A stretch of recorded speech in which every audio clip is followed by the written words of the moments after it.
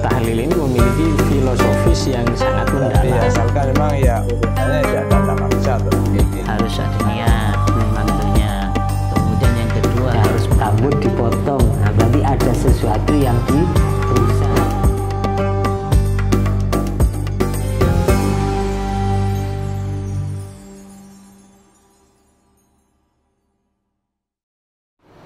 Assalamualaikum warahmatullahi wabarakatuh, sahabat Yas Media dan Sidogirian dimanapun Anda berada. Senang sekali saya bisa mengudara pada kesempatan kali ini untuk menyapa para pemirsa dalam suasana yang sangat indah dalam program yang kita nanti bersama, yaitu Kajian Islam bersama Yas Media.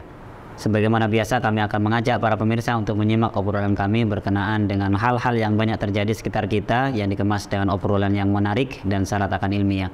Sudah hadir di tengah-tengah kita yaitu narasumber kita bersama Ustaz Syamsul Arifin Abu. Terlebih dahulu kita sapa dulu beliau. Assalamualaikum Ustaz. Waalaikumsalam warahmatullahi wabarakatuh. Alhamdulillah. Terus kita akan membahas banyak hal yang kita berikan kepada para pemirsa nanti Ustaz. Iya. Semoga bisa memberi manfaat. Amin. Ustaz, ini seperti yang kita tahu bahwa nasab, jalur nasab ini ada 3. Yang pertama ada nasab secara tunggal susu. Yang kedua ada nasab mahrum. Oh ya, mahrum Ustaz ya. Ya, mahrum dari tunggal susu pertama Ustaz. Yang kedua dari nasab mahrum secara nasab. Yang ketiga mahrum dari musuharuf atau mertua Ustaz ya. Musyawarah itu bukan mertua sebenarnya, jadi kerabat dari suami atau istri. Oh begitu. Ya. Nih kita yang akan bahas yang terakhir, yang musuharuf ini Ustaz. Ya. Fokus ini dulu. Baik. Barangkali menurut fikih bagaimana nih Ustaz? Ya baik, terima kasih ya. Seperti barusan saya singgung dulu bahwa pengertian musyawarah itu adalah qorobatu zaujain. Jadi bahasa kitab, pengertian dari musyawarah adalah qorobatu zaujain. Jadi kerabat dari suami atau istri.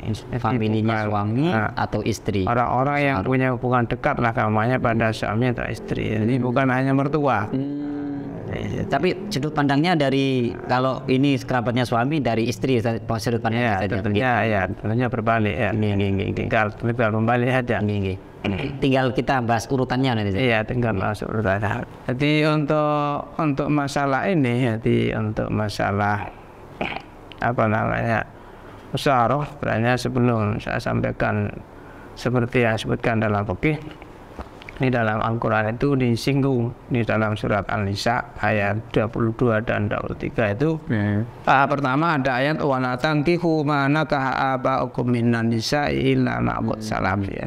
Innahu kana fahisyatan wa maqta wa sa'a sabila ya. Kemudian ayat berikutnya hurrimat alaikum ummahatukum ila akhiri sampai wa raba'ibukumul lati fi hujurikum min nisaikum allati dakhaltum bihinna fa illam takunu dakhaltum bihinna fala junaha alaikum wa halailu abnaikum alladzina min asladikum wa antajma'u bainal ukhtaini illa ma qad salaf. Di dua ayat ini sudah lengkap menjelaskan tentang mahram dari sisi sihar. Dari sisi rodho, juga dari sisi sihar, juga dari sisi nasab. Sudah terkumpul di dalam ayat surat An-Nisa ayat 22 dan 23. Pertama dari sisi sihir yang kita bahas ya. Jadi yang pertama kalau melihat ayat ini wala tankihu ma nakaha aba'ukum minan nisa. Jadi pertama yang tidak boleh dinikahi adalah istrinya ayah. Jadi kalau anak laki-laki istrinya ayah. Kalau anak perempuan ya suaminya ibu. Iya. Maksudnya yang ini Ustaz ya, ibu sambung atau ayah sambung Ustaz maksudnya Ustaz ya? Iya, bukan ibunya sendiri. Kalau ibunya kan namanya jelas. Iya, namanya bukan sihir tapi namanya termasuk nasab. Ya, kalau ibu sini namanya termasuk yang nasab. Jadi istrinya ayah, anggaplah misalnya istri kedua, istri ketiga, istri keempat, kan seperti itu. Tidak boleh dinikahi. Jadi bukan yang ibunya sendiri. Jadi pertama di dalam ayat ini adalah istrinya ayah. Kemudian kalau yang kedua adalah robaib. Jadi robaib ini adalah anak tiri. Robaibukumul lati fi hujurikum. sebenarnya di dalam ayat ini menyebutkan syarat. Tadi syarat allati fi hujurikum, gampangnya anak tiri yang ikut ibunya atau yang ikut ayah tirinya lah namanya. Ibunya dinikahi kan anaknya ikut ya, anak tiri yang ikut ya. Iya. Ini bersambung sekarang dari anak sambung. Anak tiri gampangnya. Tapi ini masih ada syarat. Minisaikum allati da'altum bihinna. Jadi anak tiri itu haram dinikahi ketika ibu dari anak ini sudah melakukan hubungan badan dengan ayah tirinya ini. Artinya apa? Ketika misalnya ada seorang laki-laki menikah dengan perempuan janda punya anak ya, setelah akad nikah kok belum tidur bareng, gamanya belum hubungan badan, kemudian pisah, cerai ya, maka boleh memain anak tirinya ini. Ya. Jadi seperti itu. Jadi mohon maaf, berlaku kebalikannya saja, kalau toh sudah berhubungan badan, cerai, anak tirinya tidak boleh. Tidak boleh. Ini termasuk mahram mu'abbad. Selamanya. Jadi haram mu'abbad. Di dalam masalah sihir ini atau qarabatus zaujain ini ada mahram mu'abbad, ada mahram yang min syatil jam'i. Jadi kalau dikumpulkan tidak boleh, tapi kalau satunya dipisah ganti yang lain boleh. Ada seperti itu nanti beda. Ada yang kalau seperti ini termasuk mahram mu'abbad. Jadi istrinya ayah ini yang mahram mu'abbad. Termasuk istrinya ayah ini yang mahram mu'abbad. Kalau anak tiri ini jadi mahram mu'abbad ketika ibunya sudah kampanye sudah dilakukan hubungan badan. Nah, pengertian anak tiri ini termasuk bukan hanya yang lahir yang ada waktu itu, sekalipun misalnya istrinya ini sudah dicerai ya, menikah dengan matinya janda tadi, sudah dicerai, kemudian si janda ini nikah lagi dengan orang laki-laki, kemudian punya anak, maka ini juga termasuk anak tirinya. Sehingga tidak boleh juga dinikah ini. Meskipun itu dihasilkan, mohon maaf, dilahirkan setelah berpisah. Jadi pengertian anak tiri bukan hanya yang sudah lahir sebelum istrinya dinikahi, sekalipun lahir terlahirnya dinikahi ini artinya diceraikan, kemudian dia menikah lagi punya anak, ini termasuk anak tiri juga yang haram juga dinikahi ketika ibunya sudah melakukan hubungan bareng dengan suaminya tadi itu. Sepertinya yang terakhir barusan ini yang jarang diketahui. Iya, jarang diperhatikan. Jadi pengertiannya memang seperti itu, sebenarnya disebutkan dalam kitab-kitab fikih.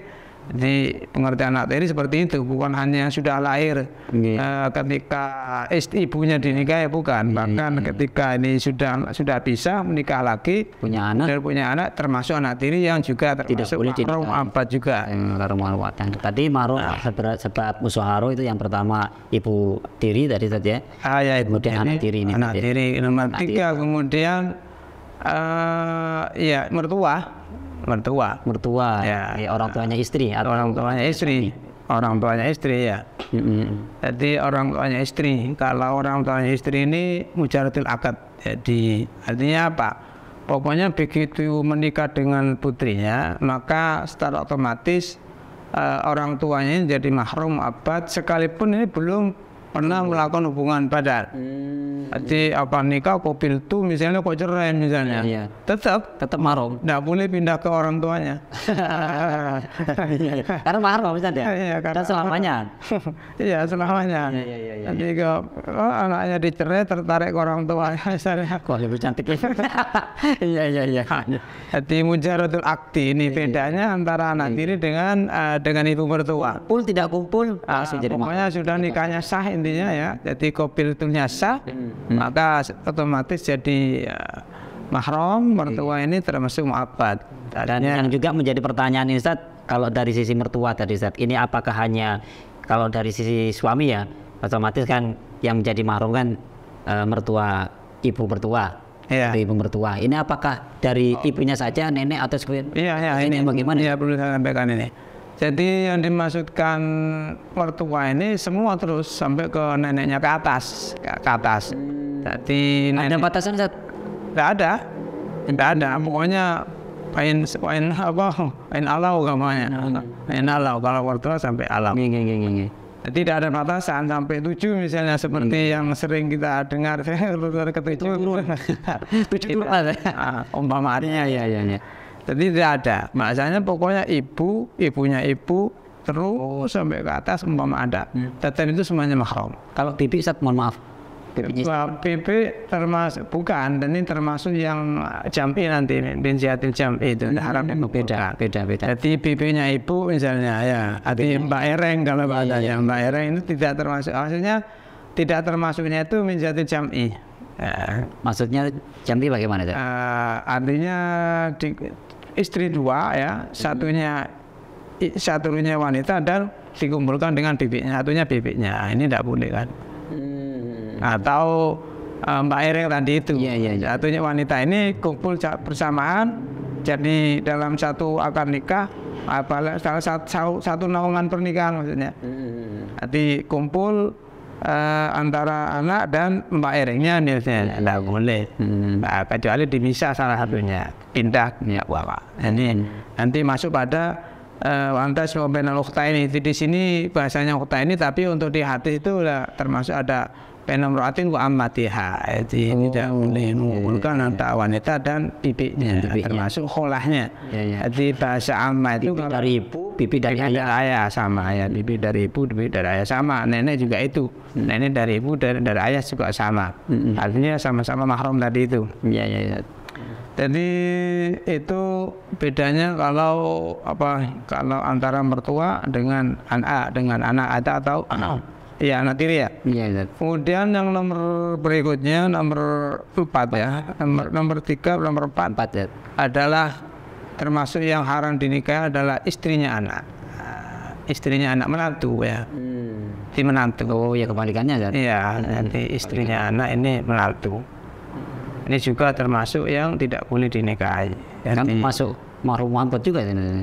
Muhammad dari sisi. Jadi makanya katanya Imam Nawawi dalam kitab Al-Majmu' itu wanita yang haram dinikahi itu secara kelompok kampanye ada 17 ya. Jadi yang 4 ini dari sisi musyawarah.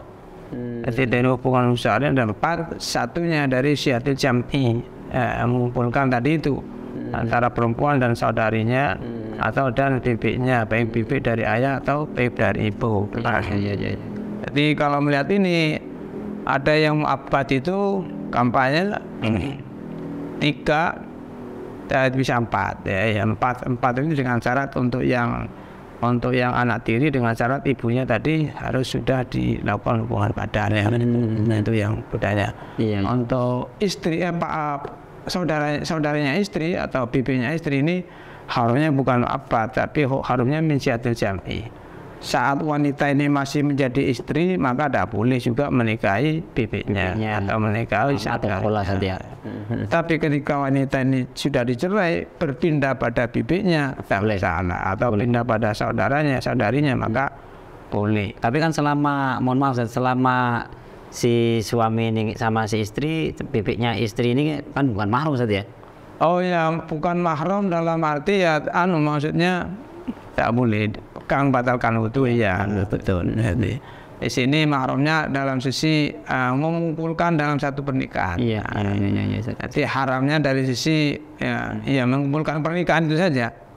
Jadi kalau dari sisi mertua ya, kalau dari suami misalnya saya yang jadi mahram ya ibu mertua, nenek mertua. Ya terus karena itu semua mahram tidak Ustaz ya. Termasuk batalnya wudu tidak batal itu sudah termasuk tidak batal ya. Kendati pun sudah itu cerai tetap tidak batal Ustaz. Tidak batal ya karena mu'abbad. Termasuk mahram mu'abbad namanya. Tidak boleh dinikahi. Tidak boleh dinikahi. Bekas mertua menikah dengan mas tidak boleh. Tidak boleh. Jadi tidak boleh. Jadi bekas mertua tidak boleh karena mu'abbad. Pada intinya ada 4 Ustaz ya? Ya 4. Jadi istrinya ayah, kemudian anak tiri, kemudian ibu mertua, istrinya anak. Hanya itu tadi. Jadi ya ada 4 seperti itu. Yang satu mengumpulkan ya tadi itu bibi dan saudarinya istri. Itu mungkin seperti itu. Baik, terima kasih Ustaz. Mudah-mudahan menjadi informasi atau ilmu yang bermanfaat untuk kita semua. Sahabat Yes Media, itulah tadi perbincangan kami dengan Ustaz Syamsul Arifin Abu berkenaan dengan mahram dari sisi musyawarah Ya, seperti yang sudah dijelaskan oleh beliau panjang lebar, mudah-mudahan menjadi tambahan informasi yang sangat bermanfaat untuk kita semua. Dari kami kurang lebihnya mohon maaf. Assalamualaikum warahmatullahi wabarakatuh.